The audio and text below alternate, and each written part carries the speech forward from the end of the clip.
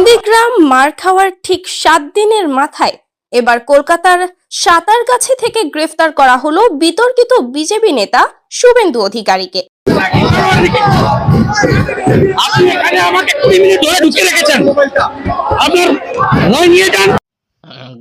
আসসালামু আলাইকুম, বিসমিল্লাহির রহমানির রহিম।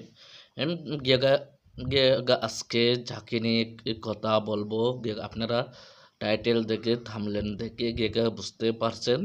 আজকে কথা বলবো ভারতকে নিয়ে।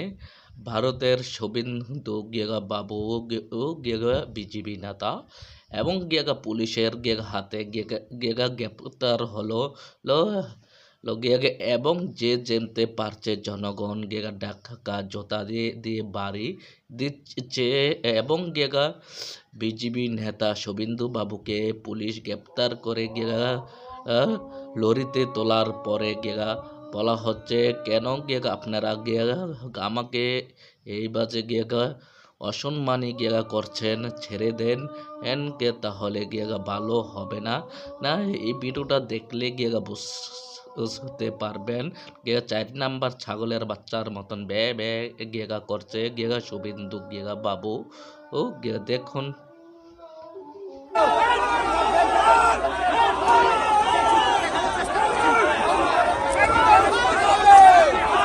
নন্দীগ্রাম মার খাওয়ার ঠিক 7 দিনের মাথায় এবার কলকাতার সাঁতারগাছি থেকে গ্রেফতার করা হলো বিতর্কিত বিজেপি নেতা শুভেন্দু অধিকারীকে।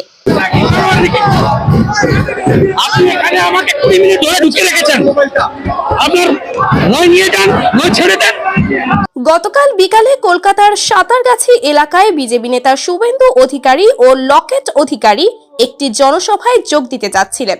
জনসভায় অংশগ্রহণ করতে যাওয়ার পথে কলকাতা পুলিশের বাধার সম্মুখীন হয় তারা। আটকে দেয়া হয় তাদের গাড়িবহর। তবে কলকাতা পুলিশ জানায় তার এই জনসভার জন্য অনুমতি ছিল না।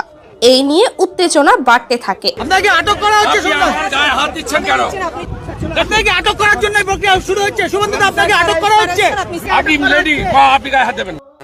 এ সময় শুভেন্দু অধিকারীর সদস্যদের সঙ্গে ধস্তাধস্তি বাকবিতণ্ডায় জড়িয়ে পড়ে দুপক্ষই। বিজেপি কর্মীরা শুভেন্দুর সমর্থনে স্লোগান দিতে থাকেন। পরিস্থিতি এতটাই উত্তপ্ত হয়ে ওঠে যে পুলিশকে শক্তি প্রয়োগ করতে হয়। কিছুক্ষণের মধ্যেই শুভেন্দুকে প্রিজন ভ্যানে তুলে নিয়ে যায় পুলিশ। এ সময় শুভেন্দু অধিকারী প্রিজন ভ্যানের ভেতরে জানালার বাইরে চিৎকার করে বলেন, আমরা শান্তিপূর্ণ সমাবেশ করতে চেয়েছিলাম, কিন্তু আমাকে টেনে হিচড়ে পুলিশের গাড়িতে তোলা হলো। অবৈধ শান্তিপূর্ণ আন্দোলন, 5 জন দেখা করতে চাইছিলাম স্বাস্থ্য ভবনে, দিল না, টেনে হিচড়ে গাড়িতে তুললো। টেনে হিচড়ে হিড়ির করে এখানকার ডিসি। ঠিক আছে, এই লড়াই চলছে। এটা রাজনৈতিক প্রতিহিংসা। মুখ্যমন্ত্রী মমতা ব্যানার্জি আমাকে থামানোর চেষ্টা করছেন, কিন্তু আমি চুপ থাকবো না। পুলিশ কর্মকর্তা বলেন, বিজেপি নেতা শুভেন্দু অধিকারীর বিরুদ্ধে সম্প্রতি মুখ্যমন্ত্রীকে নিয়ে বিতর্কিত মন্তব্য এবং কুরুচিপূর্ণ বক্তব্যের অভিযোগে মামলা হয়েছে, তাই তার বিরুদ্ধে আইন অনুযায়ী ব্যবস্থা নেওয়া হয়েছে। মূল বক্তব্য, নারদা এবং সারদা কেলেঙ্কারিতে অবিলম্বে শুভেন্দু অধিকারীকে গ্রেফতার করতে হবে। সম্প্রতি বিজেপি নেতা শুভেন্দু অধিকারী বাংলাদেশ নিয়ে যে সমস্ত উস্কানিমূলক কথাবার্তা বলেছেন, এতে করে ভারত বাংলাদেশের মধ্যে সৃষ্টি হয়েছে দূরত্ব, চির ধরেছে দুদেশের কূটনৈতিক সম্পর্কের। তার বিরুদ্ধে ব্যবস্থা নেওয়ার প্রয়োজন ছিল, এটাই মনে করেন সাধারণ জনতা। পশ্চিমবঙ্গের রাজনীতিতে শুভেন্দু অধিকারী একজন বিতর্কিত নাম। তার গ্রেফতার নিয়ে রাজ্য জুড়ে আলোচনার ঝড় উঠেছে। এই ঘটনা কি রাজনৈতিক প্রতিহিংসা নাকি আইন শৃঙ্খলার স্বাভাবিক প্রয়োগ? আপনার মতামত জানাতে কমেন্ট করুন। প্রিয় দর্শকবৃন্দ, আমরা বাংলাদেশি মানুষরাও চাই ভারতের এই বিতর্কিত বিজেপি নেতা শুভেন্দু অধিকারীকে দ্রুত গ্রেফতার করে আইনের আওতায় আনা হোক। আর এরই জন্য এই ভিডিওটা আপনাদেরকে উপহার দেওয়া হলো, যাতে করে শুভেন্দু অধিকারীর গ্রেফতারের এমন ঘটনা আবারও ঘটে। এইরকম আরো খবর পেতে সাবস্ক্রাইব করুন বাংলার বার্তা চ্যানেল। পাশে থাকুন, জানুন সত্য। আসসালামু আলাইকুম আমার প্রিয় ভাই বোনেরা, আপনারা সবাই দেখছেন এবং শুনছেন, যে যেখান থেকে দেখছেন, দেশ থেকে, দেশের বাইরে থেকে দেখছেন, দূর দূরান্ত থেকে দেখছেন, হ্যাঁ, এবং সবাইকে দেখার সুযোগ করে দেবেন, লাইক করে দেবেন, সাবস্ক্রাইব করে দেবেন।